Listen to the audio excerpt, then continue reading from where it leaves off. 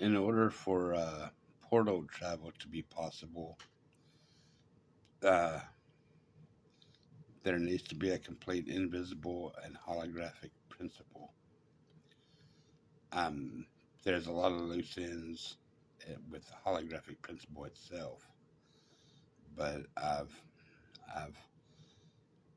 right here I have displayed elements of what I would think of to approach an invisible holographic principle. Um, this is low tech 18 viewing angle, nothing really special to most people. If you turn an invisible object outside in, you'll have a holodeck. This is the high tech counterpart to the low tech. Invisibility would be on the outside. The holodeck is a byproduct of sending light through an object. In this sense, photographically, the holodeck is a byproduct of taking pictures of the outside world. So invisibility, the byproduct being the holodeck. With this high-tech form, the holodeck being the byproduct of invisibility. If you turn an invisible object outside in, you'll have a holodeck. Turn a holodeck inside out, you'll have an invisible object again, but only in a single environment. If the images were frozen on the high-tech form, and just like the photographic form, turn a holographic principle inside out, you'll have an invisible principle, but only in a single environment. That has to do with the anamorphic principle.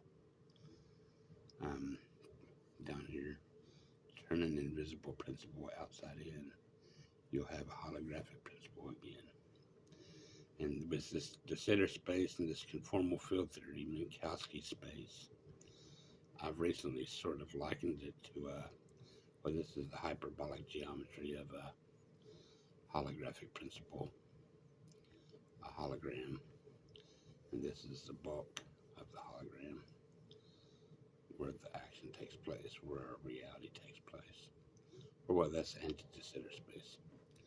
But I was thinking anamorphism sort of plays a part in the low-tech counterpart, photographic. So I suspect that anamorphism might play a part with this Minkowski space being on the boundary of the hyperbolic space.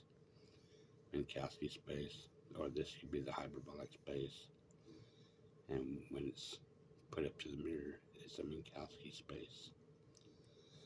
And in some sort of weird topology, this is the invisible bound, like this, and this is the holographic bound. Two horizons. And you don't make an object invisible per se. You make the space that the object rests in invisible. And the full extension of Rolf Landauer's information principle, space being information, wherever space disappears, it must reappear somewhere else. And that's the basis that I have for portal travel in a portal-friendly universe, multiverse. Turn an invisible principle outside in, you'll have a holographic principle again. So somehow, anti-de Sitter space could hold the invisible principle, while this holds the holographic principle. This anti-de Sitter space could be where to look for with an anamorphic duality between a holographic principle and an invisible principle, an invisible bound and a holographic bound. Somehow this translates into this. This translates into this, which is an extension of the idea that you can turn an invisible object outside in to make a holodeck, and turn the holodeck inside out to make an invisible object again, but only in a limited environment. And that still requires for the symmetry, for an invisible holographic symmetry, holodeck symmetry, it almost asks for a multiverse of places where a holodeck could become invisible again in different realities if the light information was frozen and let out when it was turned inside out.